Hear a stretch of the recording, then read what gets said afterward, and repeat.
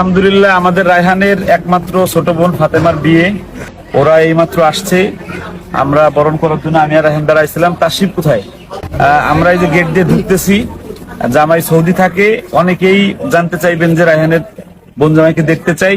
শুধু দেখানোর জন্য আমরা এতটুকু ধরে নিলাম। আমাদের সাথে লাকসামের অনেক গণ্যমান্য মানুষরা আসছেন বিবাহে। আমরা ভিতরে যাচ্ছি। তুমি জাল্লে জালালু, শেষ করা তো যায় না গে তোমার গুণগান।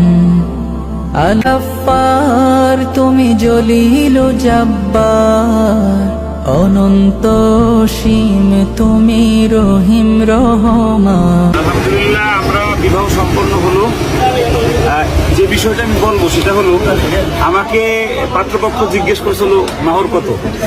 আমার বিয়ে তো মাহরে ফাতেমি করেছিলাম, আমার বোনের বিয়ে তো মাহরে ফাতেমি করেছি, রায়হানের বোনের বিয়ে তো